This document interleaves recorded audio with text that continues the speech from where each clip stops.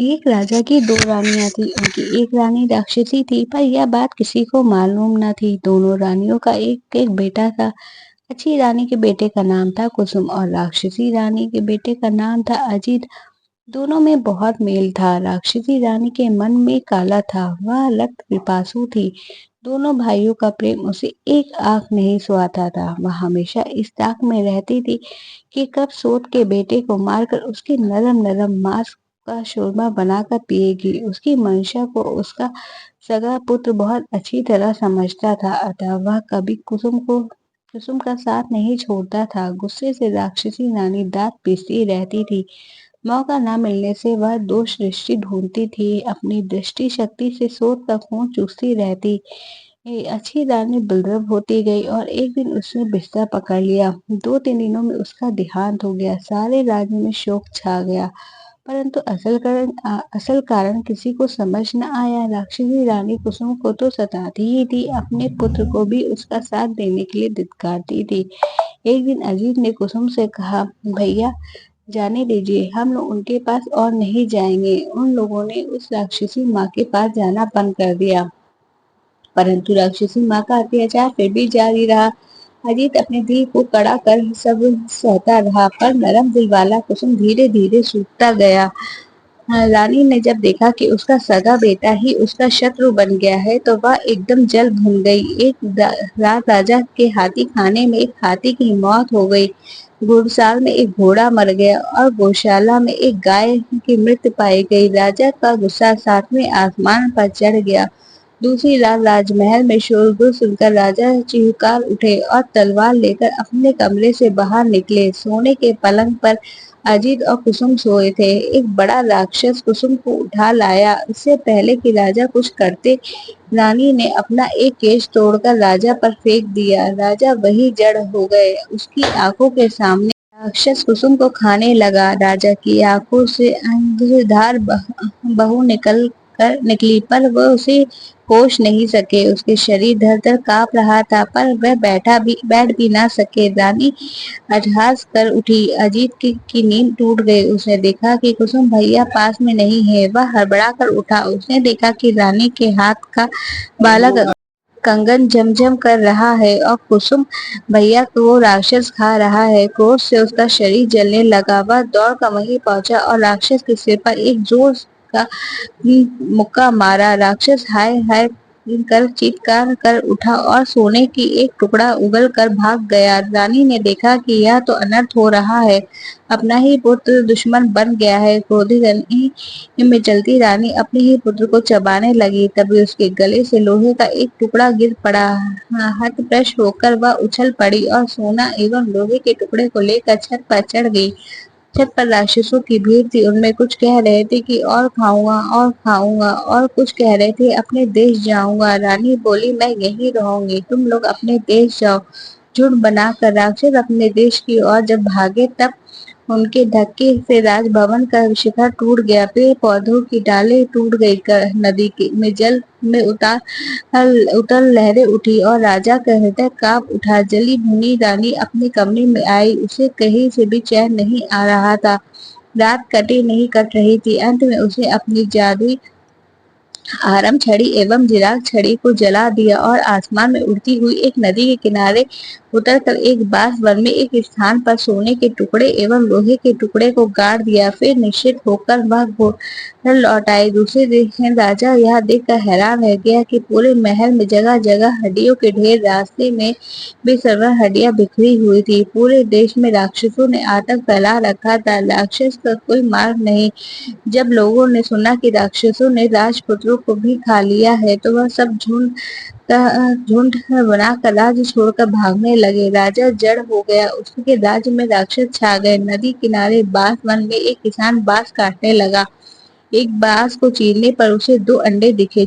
उसे समझ में नहीं आया वो सांप के अंडे थे या किसी और प्राणी के, अतः उसने अंडों को फेंक दिया और अंडे टूट गए। लाल रंग के अंडों से वह एक रंग का राजपुत्र और नीले रंग के अंडे से नीले रंग का राजपुत्र प्रकट हुआ, माथे पर मुकुट, हाथ में नंगी तलवार लिए दोनों राजपुत्र वायु वेग से वहां से चलने लगे। डर से किसान मूर्छित हो गया। जब उसे होश आया तो उसने देखा कि लाल अंडे का खोल सोने का एवं नील अंडे का खोल लोहे का बनकर वहां पड़ा हुआ है। किसान ने लोहे वाले खोल से अपने लिए एक हंसिया और सोने वाले खोल से अपनी पुत्र वधू के लिए एक बाजूबंद बनवा लिया। दोनों राजपुत्र चलते चलते एक राज्य में पहुंचे। वहां बड़े बड़े राक्षसों से लोग डरे सहमे रहते थे। राजा रोज मंत्री नियुक्त करते पर राक्षस उन्हें खा जाते एवं एक परिवार के लोगों को खा जाते। राजा ने घोषणा कर दी कि जो कोई भी जोड़ा राक्षसों को संहार करेगा उसके साथ परी की तरह जुड़वा राजकुमारियों का ब्याह करा दिया जाएगा एवं उनका राज्य सब भी उन्हें मिलेगा। अनेक जोड़ा राजपुत्र आए पर राक्षसों ने उन्हें खा लिया। लाल कमल और नील कमल राजा के समक्ष उपस्थित होकर बोले, हम लोग राक्षसों को मारने के लिए आए हैं। उन्हें देख राजा के मन में आशा निराशा के भाव उठे। पंत में बोले, ठीक है। नील कमल और लाल कमल नंगी तलवार लेकर एक कमरे में छुप कर बैठ गए। धीरे धीरे रात गहराने लगी, कोई भी राक्षस नहीं आया और एक पहर बीता जब भी कोई नहीं आया। आधी रात बीतने पर भी कोई नहीं आया। दोनों राजपुत्रों की नींद आने लगी। नील कमल ने लाल कमल से कहा, भैया मैं सो जाता हूँ, बाद में मुझे जगाकर तुम सो जाना। राक्षस आकर अगर नाम पूछे तो मेरा नाम पहले बताना, अपना नाम पहले मत बताना। यह कहकर नील कमल सो गया। थोड़ी देर बाद दरवाजे पर दस्तक हुई। लाल कमल तलवार को मजबूती से पकड़कर सावधान हो गया। राक्षस आए, शायद रोशनी में उन्हें ठीक से दिखाई नहीं देता था, इसलिए एक ने कहा, रोशनी बंद करो। लाल कमल बोला, नहीं राक्षसों, मैं जो सबसे बड़ा था। गुस्से में गो गो करने लगा, बोला, घर में कौन जाग रहा है? सारे राक्षस किचकिच करते हुए बोले, कौन जाग रहा है, कौन जाग रहा है? लाल कमल ने कहा, लाल कमल से पहले नील कमल जाग रहा है और जाग रहा है। तलवार जाग रहा है। घी का दिया किसका आया? का नमक। नील कमल का नाम सुनते ही राक्षस डर के 3 कदम पीछे हो गए। नील कमल अपने पूर्व जन्म में राक्षसी रानी के गर्भ से पैदा हुआ था। उसके शरीर में राक्षस का ही खून दौड़ रहा होगा। राक्षस इस बात को जानते थे। सबने कहा, अच्छा तुम नील कमल भी हो भी या नहीं, प्राण दो।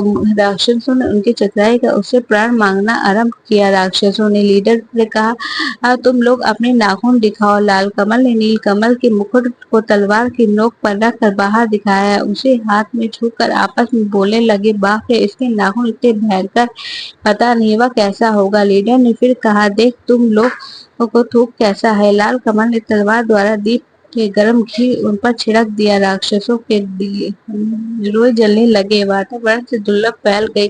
राक्षस गो गो करते हुए भागे। थोड़ी देर बाद फिर आकर वह बोले, तुम लोग अपनी जीभ दिखाओ जरा। लाल कमल ने अपनी और नील कमल की तलवार की दरवाजे की फाक से बाहर निकाल दिए। राक्षसों के लीडर ने दोनों तलवारों को अपने हाथ में कसकर पकड़ लिया और सभी राक्षसों से उसने कहा, अब मैं जीभ को खींचकर उखाड़ दूंगा, तुम लोग मुझे पकड़कर खूब और जोर से खींचो। सबने जोर लगा के खींचा। फिर क्या था, नंगी तलवार की धार से उसके दोनों हाथ कट गए और काले रक्त से धारा बहने लगी। चिल्लाते हुए सभी राक्षसों के सिर पर लांग कर लीडर राक्षस भाग गया। बहुत देर बाद लीडर राक्षस फिर कहीं से आया और पूछा, कौन जाग रहा है, कौन जाग रहा है? बहुत देर तक किसी राक्षस की आहट ना पाकर लाल कमल निश्चित हो गया। उसे नींद आने लगी थी। इस अवस्था में उसने सुख में निकल गया। लाल कमल जाग रहा है, उसकी बातें मुंह में ही रह गई और दरवाजा तोड़कर सभी राक्षस लाल कमल पर टूट पड़े। घी का दीपक उलट गया। लाल कमल का मुकुट गिर गया। वह चित्कार कर बोला, भाई नील कमल की नींद टूट गई। उसने देखा राक्षस अंगड़ाई लेते हुए उसने कहा, राम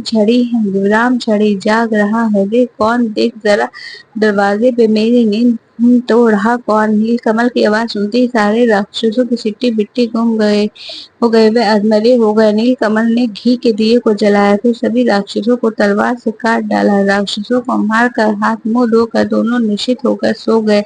दूसरे दिन जब राजा ने देखा कि दोनों राजपूत एक दूसरे के गले में हाथ डालकर सो रहे हैं, उन्हें ऐसा लगा मानो लाल अड़हुल के फूल है। वो चारों और राक्षसी पड़ी हुई थी देखकर राजा गद हो गए और दोनों भाइयों का जोड़ा राजकन्या एवं राजपाट मिल गया। राक्षस रानी ने राजभवन में अपना अधिपत जमा लिया था। काई राक्षस एवं काई राक्षस नामक दो राक्षस दूतों ने उसे राक्षसों को मार कथा की सूचना दी। सुनकर रानी आप्लुत होकर अपनी छाती पीटने लगी और बोली, आई रे काई रे, अब तो मैं नहीं बचूंगी रे। राक्षसी रानी के कहने से आई काई दोनों राक्षस दुष्ट सिपाही के वेश धारण कर नीलकमल एवं लाल कमल राजसभा में गए और बोले, छाती में कील पीठ में कील, हमारे राज्य के जब एक राक्षसी को सिर का तेल नहीं लगाया जाएगा उसकी बीमारी दूर नहीं होगी। लाल कमल नील कमल ने कहा, ठीक है, तेल लगा दूंगा। तेल नई तलवारों में ढाल लेकर दोनों भाई एक जंगल में पहुंचे। एक विशाल बरामद के पेड़ के नीचे विषम होते बैठे, पर एक बैगनी पंछी का घोंसला था। बैगम से कहा, काश कोई दयालु व्यक्ति होता जो अपने 2 बूंद रक्त से हमारे बच्चों के प्राण की रक्षा करता। यह सुनकर लाल एवं नील ने कहा, पेड़ पर कौन बातचीत कर रहा है, हम लोग अपना रक्त दे सकते हैं। नेक्स्ट पार्ट के लिए कमेंट करें। Thanks for watching.